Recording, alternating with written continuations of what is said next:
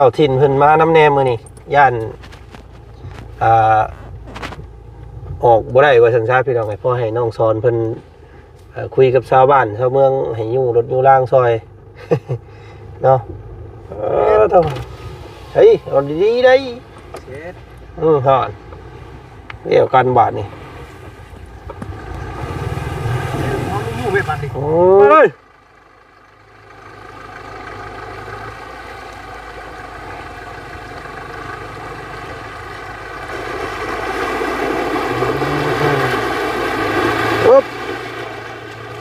เอ้ยขึ้นโตอันคือข้ามไปนี่ก็จ่ายเงินเพิ่นบ่อ้ายให้เราแล้วเราอยู่ไปอยู่มาบ่ได้ดอกแล้วลำ10ลำนี่แหละเนาะ 10,000 เนาะ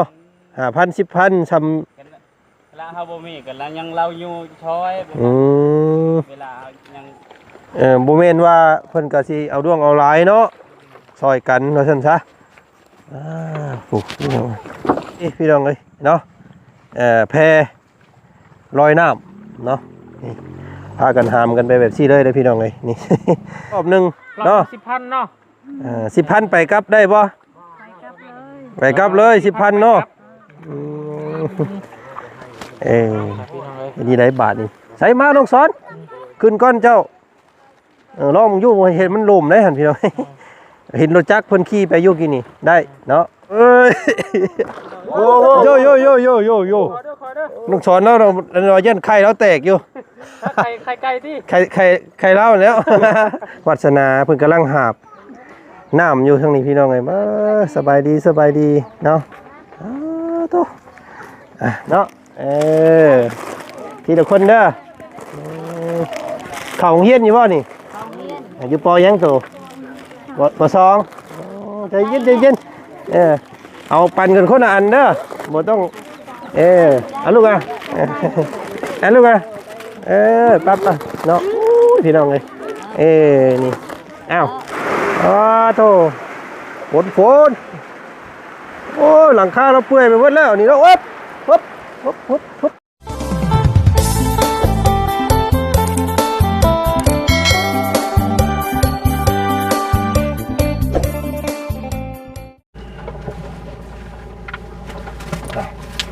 คอยได้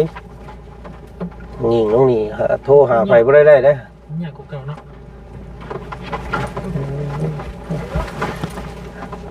ทางกับหอมหน่อยให้กลัวพอดหนูใหญ่ซื่อๆพี่น้องเลยเนาะ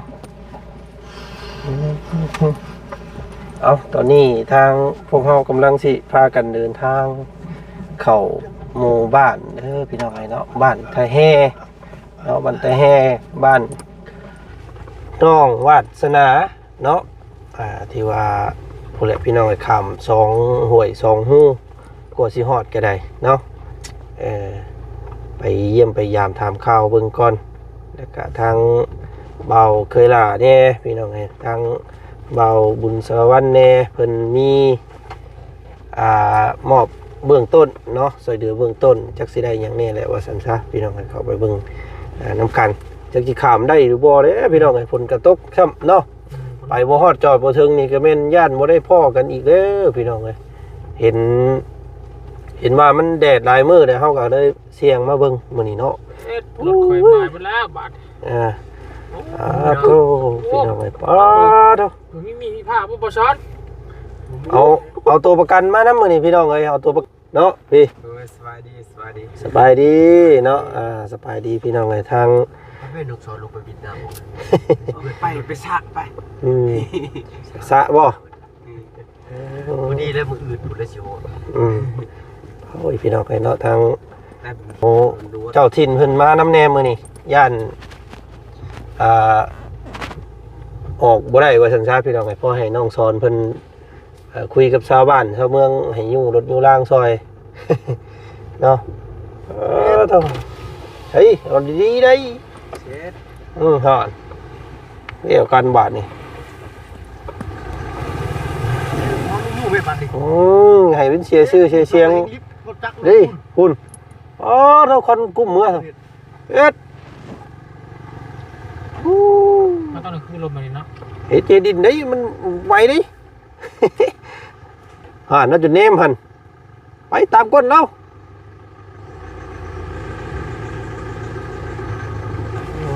มาแล้วไปพี่น้องเลยเข่าเนาะผมมันหัวเข่านี่เข่ายังกูกระเดียแท้นี่พี่น้องลำบากเนาะทางเขามาเจ็บเป็นอิ่มอุ้มกลางค่ำกลางคืนตายซะบ่นี่พี่น้องเนาะ ตายเพื่อสิออกว่าฮอดห้องแพทย์ห้องหมอออกมาฮอดทางยางปุ๊บกะมีห้องแพทย์ห้องหมอโดดไข้ยุพี่น้องเลยต้องแล่นไปอีกเป็น30 กิโลเนาะกำหนดช้ำน้ำเชย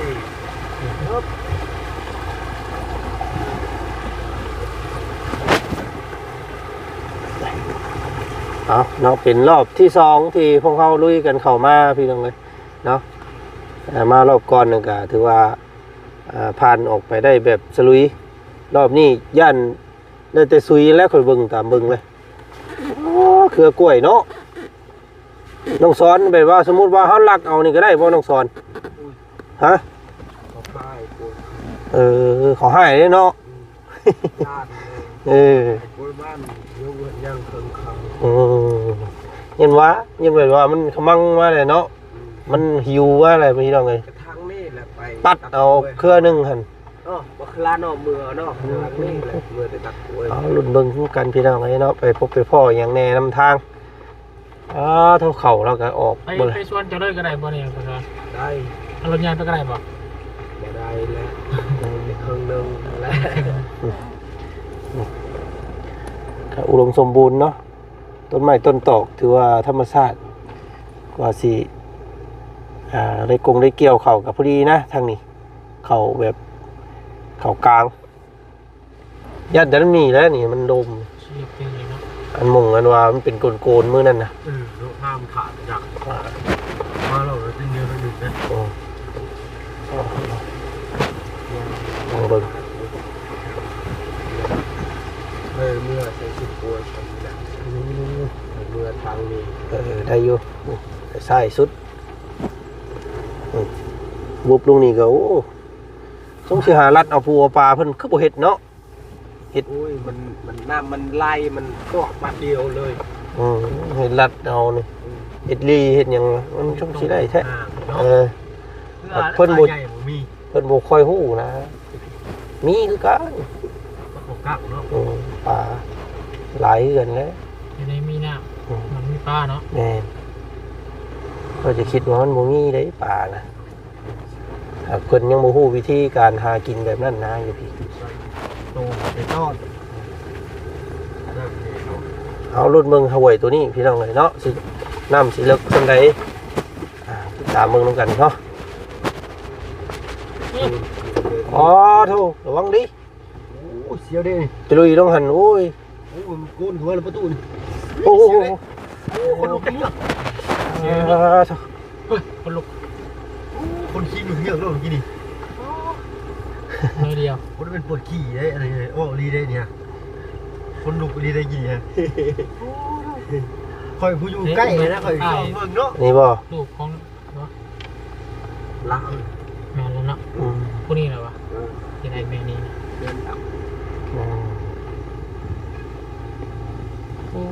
ฮอดแล้วพี่น้องหมู่บ้านแรกตัวนี้เนาะเดินทางไปอีกข้ามห้วยอีกห้วยนี่แหละจังสิฮอดโอ้สิไปได้บ่นี่บ่งโยหันหัวกูยันวะเบิ่งยันแต่มันบุบลงแล้วได้อยู่ค่อยแกใส่อีกก็ได้หน่อยนึงตรงขึ้นไปขวาตรงเลยใช่หัวบังก่อนลงบังก่อนกดด้วยลงบังให้ปุ๊บตรงเลยด้วยโอ้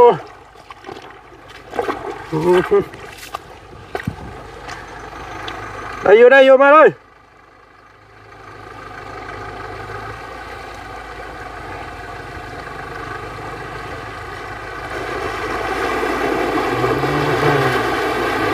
ปึ๊บเอ้ยขึ้น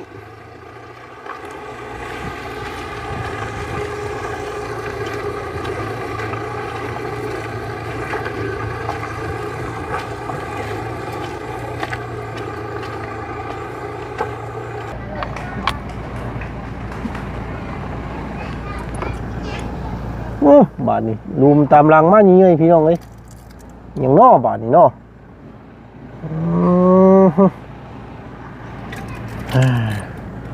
นี่คือเพื่อนแม่ลูกหานี่พี่น้องเลยแม่ลูกซีปุ๊บได้จอดอยู่นี่สละเรื่อยคือเก่าแล้วพี่น้องเลยเนาะไปบ่ได้ดอก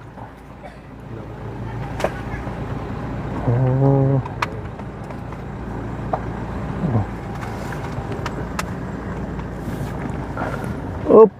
ปุ๊บลงบ่ได้นี่ย่อมพี่น้องเลย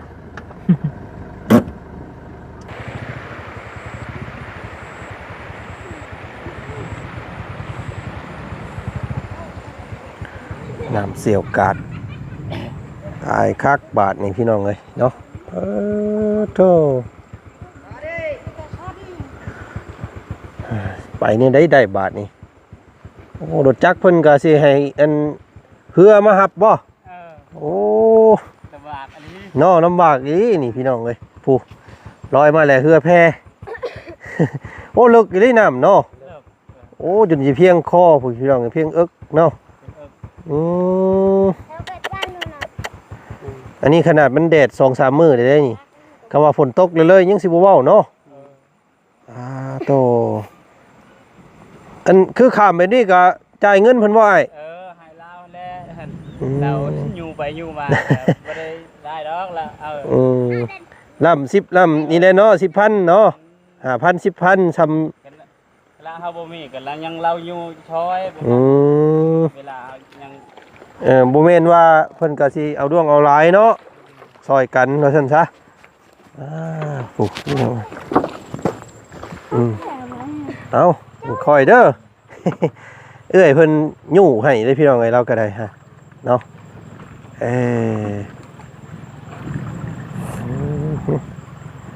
ถ่ายคักบาทนี่พี่น้องเลยเนาะเอามาหมู่บ้านนี่ต้องได้พบได้เจอแบบซี่ได้พี่น้องเด้อเนาะพบพ่อกับเรือทำด้วยกระบอกไม้ไผ่พี่น้องเลยเนาะแพลอยน้ำเนาะนี่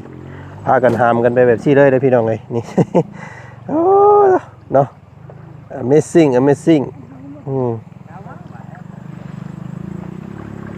น้ำเขียวพี่น้องน้ำใสไหลมาแต่เทิงภูพุ่นเลยเนาะยังอีกผู้แลหมู่บ้านผู้พี่น้องเลยเนาะจังสิได้ฮอดบ้านของน้องวาสนาเพิ่นเนาะก็ผ่านพาแม่น้ำคงค่ามากคักแน่พี่น้องเลยเนาะกว่าสิไปฮอดจอดถึง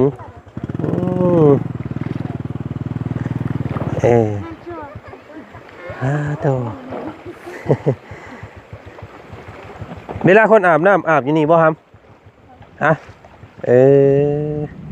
อาบอยู่นี่เนาะเฮ็ดที่ได้เสียสมุดนี้พี่น้องเลยเนาะสิได้ให้เอื้อยเพิ่นแล้วข้ามมาเอาเดี๋ยวรอหมู่คู่เพิ่นก่อนเนาะเพิ่นเตรียมอย่างนี้แล้วแน่พี่น้องเลยมาเด้อ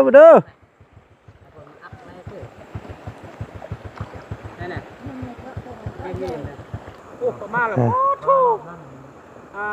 ชั้นปานนี้แล้วลูกยังก็เพิ่นยังก็ซูเปอร์เฮาก็บ่เชื่อส่งบ่เชื่อผู้เอ้ยเพิ่นเป็นผู้ยู่ไปยู่มาอยู่นี่พี่น้องเลยเนาะครึ่งขับผู้โดยสารเอ้ยเท่าไรค่าขับน่ะ10,000บ่10,000รอบนึงเนาะ10,000เนาะ10,000ไปกลับได้บ่ไปกลับเลย 10,000 เนาะนี่ได้บาทนี่ใส่มาน้องสอนขึ้นก้อนเจ้าลองอยู่เห็นมันลมได้หันพี่น้องเห็นรถจักรเพิ่นขี่ไปอยู่กินนี่ได้เนาะบ่มีลมอันนี้ อันนี้ไผเฮ็ดอันนี้ไผเฮ็ดอันเจ้าบ่เฮ็ด เจ้าคอยนี่เห็ด เจ้า โอ้เจ้ากับเจ้ากับผัวบ่โอ้ ห้วย อืม ต้องที ไปขึ้นก่อนเด้อสันเด้อเอาขึ้นก่อนลุงเจ้า เฮ้ยเด้อปุ๊บโอ้โหต่อโอ้โจเอ้ยโยลูกศรเรายันไข่แล้วแตกอยู่ ไข่ไก่ที่ ไข่เล่าแล้ว พี่น้องให้ผมเป็นคนดึง ฮึบ แซ่น้ำแห้งกว่านี้ดึงผู้เดียวไว้ แล้วแม่ โอ้ยวิ่งนิดนึงเนาะ วิ่งนิดนึงไหม ถ้าว่าเฮาก็ขี่เรือสิบ่เมาบ่ตุเฮ้ยคือจะวิ่ง เอายังเพิ่นเว้านะพี่น้องเลยเนาะ โอ้ย ปุ๊บโย น้ำเนาะ โย ตุ๊บ โอ้น้ำเลิกได้เพียงเอิกเราผู้ใดหันพี่น้องเลย ไปมื้อนั้นน้ำลงแล้ว ตอนฝนตกแห้งน้ำร้ายกว่านี้บ่ ผู้ใดผู้กันน้ำผู้ ทำได้อยู่บ่ตอนนั้นน่ะ เนาะกันน้ำอยู่พุ่นน้ำ ไฟย่าไปทางไปเลย เอาเนาะทักทายสบายดีพ่อแม่พี่น้องมาสุขุสุคนเด้อเนาะ สบายดี พี่น้อง สบายดีเนาะก็พากันขำไม่นำคงค่าคือเก่ามื้อนี้พี่น้องเอ้ยเนาะเขามาเบิ่งมาส้มบ้านท่าแห่บอกพี่น้องบ้านหยังเกาะบ้านท่าแห่เฮ้ยเดี๋ยวมาก่อนบ่ยังจ่ายเรา มาก่อนเนาะเดี๋ยวให้สิขามมาอยู่เลยเด้อเดี๋ยวสิแบ่งมีแบ่งมาให้เรานำพี่น้องเอ้ยเราได้เอามื้อกินนำเนาะขึ้นไปหาเฮือนน้องวาสนาก่อนพากันขึ้นไปนี่เดี๋ยวขากลับสิจ่ายเงินเราพี่น้องเลยเนาะ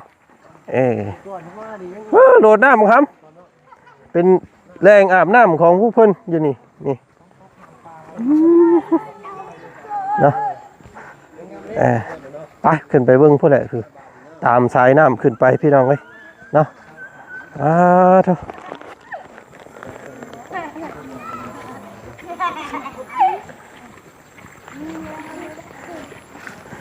โอ้ยตัดขาดแล้วหลดล่างอันนี้พี่น้องเลยเนาะ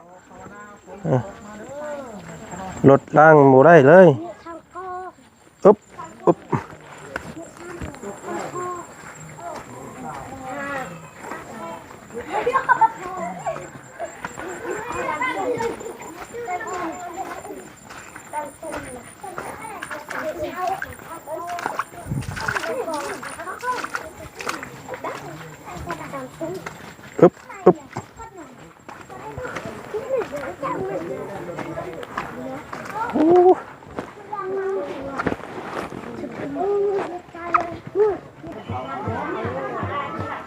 เนาะมาฮอดจอดถึงเรียบร้อยพี่น้องเลยเนาะกะมาพบพ่อกับน้องวัฒนาเพิ่นกำลังหาบ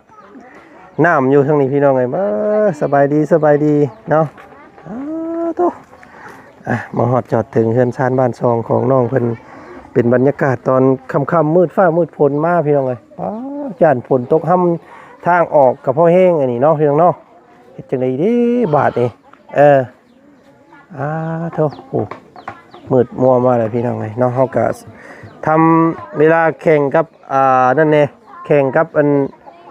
ฟ้ากับฝนแน่พี่น้องเนาะเขามามื้อนี้ก็มาพาทางเขาเบาบุญสารวัตรเพิ่นพี่น้องครับเขาเบาเพิ่งเคยละเนาะเพิ่นมามอบ2ครอบครัวมื้อนี้เนาะทั้งน้อยเพิ่นเนาะเอ้ามีมาแจกเดี๋ยวเอาคนละห่อเนาะเอาคนละห่อเนาะมีเก็ตนึงพ่อกันอยู่บ่เนาะบาทนี้พี่น้องเลยได้คักแล้วนี่เนาะจังได๋เด้บาทนี้พี่น้องเอ้ยสิได้คบกันอยู่บ่เนาะเอามาบ่ได้ถือมาหลายพี่น้องเอ้ยเนาะมันข้ามบ่ได้เนาะเดี๋ยวแป๊บนึงเด้อฮึบ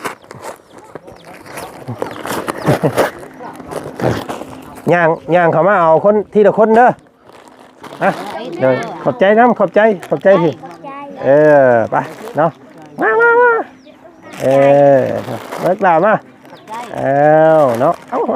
ไปขอบใจค่ะ เดี๋ยวญาติกันเดี๋ยวเอาทีละคนเนาะทีละคนเด้อเข้าโรงเรียนอยู่บ่นี่อยู่ป.ยังตัวป.2ใจเย็น เอาปั่นกันคนละอันเด้อบ่ต้องเอาลูกอ่ะเอาลูกอ่ะ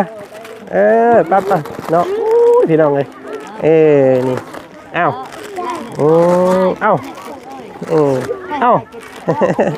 เอาลูกเอาผลกับมาพอดีบ่านี่เอาลูกเอาเนาะโอ้ยเนาะบ่มีหยังมาต้อนนี่แต่มีพี่น้องเลยเนาะมีมาให้ เนาะตู้แม่เพิ่นทางนี้เนาะเบิ่งเนาะอันนี้ก็แม่ของน้องผัวของน้องอันวาสนาเนาะอยู่กันจะคนแม่อยู่นี่คนเฮานี้ในคือลูกไผ่ให้ลูกไผ่กับลูกโยอันนี้ก็ลูกไผ่คือกันบ่ไผ่ไผ่หมด2คนไผ่แม่นี่มาอยู่น้ำแม่เบิดเลยเนาะแต่ว่าออกเฮือนต่างเนาะอยู่เฮือนต่างผู้นั้นก็หาก็ได้ลูกน้อยๆเองที่เราเฮาอยู่เฮือนนี้เราล่มเฮือนนี่เฮาเพิ่นปลุกให้ไหมมาอยู่นี่บาดนี้ขอโทษแม่เจ้าชื่อหยังเจ้าน่ะชื่อเฮาชื่อล่าชื่อแม่ล่าเนาะจักปีล่ะโอ้ได้เลย30 40พี่น้องเนาะเอ้าฝนมาละบาดนี่พี่น้องเอ้ยเนาะลูกจักคนเจ้าฮะลูกเฮามีแต่2คนมั้ยโอ้ลูกผู้ชาย2คนโอ้ฝนมาแล้วพี่น้องเอ้ยเนาะเอ้ยเอาเอาหลังคาแล้วไปบ่เลยอันนี้เนาะโอ้ยพี่น้องเอ้ยมารอบก่อนหั่นคือว่ายังปกติอยู่เนาะมาบัดนี้เพราะว่าป้าเปื่อยโอ้ยเฮ็ดดีได้บาดสิเมื่อได้เนาะพี่น้องเนาะน้ำเวลาน้ำมาหลายก็ออกบ่ได้ได้นี่เนาะบ่ได้หลายน้ำนี่อันตอนฝนตกหลายๆหั่นหลายอยู่บ่แม่น้ำนี่แม่น้ำคันฝนตกแห้งกินน้ำหลายบ่ได้แห้งทำนี่บ่ได้หลายสำนี่ธรรมดาสำนี่เนาะธรรมดาสำนี่บ่หลายยากเนาะทางเข้ามาเนาะยากด้วยโอ้ยพี่น้องยากแต่ชื่อไปขายหน่อไม้ลำบากอันนี้หน่อไม้เจ้าบ่อนี่หมดแล้วเบิดแล้วเต็มหม้อโอ้ยเอาไปขายบ่กินกินกินมีฮอดแนวกินแรงช่ำบาทนี่เนาะโอ้ยได้ครับพี่น้องเลยเอ้าอันเฮาเดือมีจากกันแจกให้น้องๆเพิ่นเอาไว้เด้อเจ้าเด้อเอาไว้กินเด้อเด้อเอาไว้เนาะเอาฝนพี่น้องลบผ้าลบฝนก่อนเนาะเอ้ยโอ้ป่าลมฝนตกเนี่ยมื้อนี้พี่น้องเลยเนาะพากันอยู่บ้านเดินบ้านยังแม่บ้านตะแฮเนาะกะความจริงกะทางแม่พ่อใจดีเพิ่นก็ฝากเงินมาแต่โดนนี่แหละพี่น้องเลยแต่ว่าพวกเฮาเข้ามาบ่ได้เนาะฝนตกแห้ง 2-3 มื้อหันน้ำท่วมก็เลยเข้ามาบ่ได้เนาะมื้อนี้เฮาก็เห็นว่ามันน้ำบกน้ำหยังแน่เฮาก็มาพี่น้องครับแต่ว่ามาได้กับผ้าฝนคือเก่ามื้อนี้ก็ได้เนาะฝนตกพี่น้องเอ้ยเอาเฮ็ดดีได้ละบาทนี่เนาะ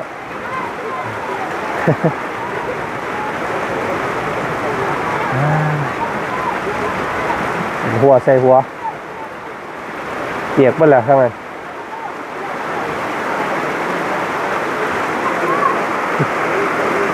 โธ่ฝนโอ้หลังคาเราเปื่อยไปหมดแล้วนี่เนาะผ้าเหลือมโธ่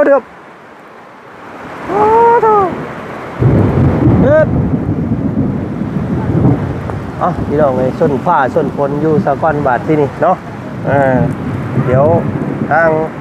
เอากะสิขอจบคลิปนี้เพียงสักนี้ก่อนเนาะเจอกันอีกคลิปหน้าแล้วกันพี่น้องเลยเนาะคลิปนี้ก็ขอบพระคุณบัดสุขคนที่ติดตามเมืองชมเด้อพี่น้องเด้อเนาะคลิปนี้ก็บ่จันกสิขอโทรลาก่อนเนาะขอเสร็จกล้องเสร็จโทรศัพท์ซะก่อนพี่น้องกับผ้าเหลื่อมแห้งฝนพายุเข้าบาดนี่เฮ็ดอีได้เด้สิกลับได้เนาะ ภาวนาว่าออกก่อนฟ้าก่อนฝนได้นี่พี่น้องเลยเพราะว่าย่านฝนตกแห้งเนี่ยย่านน้ำท่วมทางเนาะย่านเขาอันนั้นบ่ได้ย่านออกบ่ได้ว่าซั่นซะไปซะพี่น้องไอ้ทางเฮาก็สิขอตัวลำลาเพียงสักนี้ก่อนคลิปนี้เจอกันอีกคลิปหน้าแล้วกันเด้อขอบคุณขอบใจได้หลายที่ติดตามเบิ่งชมเด้อพี่น้องเด้อเนาะมาแล้วบาดนี้ฝนพี่น้องเลยโอ้ทั้งลมทั้งแรงเด้อบาดนี้จังได๋เด้สิออกได้พี่น้องบาดนี้เนาะพูดขออภัยกองเนือบอยู่ทั้งนั้นเด้อพายุพายุเข้าโถ่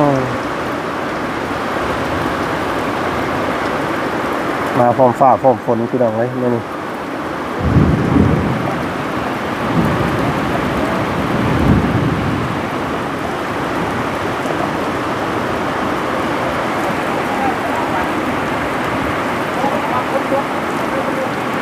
โอเคพี่น้องครับเดี๋ยวสิเก็บภาพบรรยากาศให้พี่น้องเบิ่งส้มอีกคลิปหน้าแล้วกันเนาะคลิปนี้ลาก่อนพี่น้องย่านฟ้าย่านฝนย่านฟ้าเดือมฟ้าดังเนาะเอาสบายดีเด้อบัดสุขสุขคนเด้อไปพี่น้องเว้ย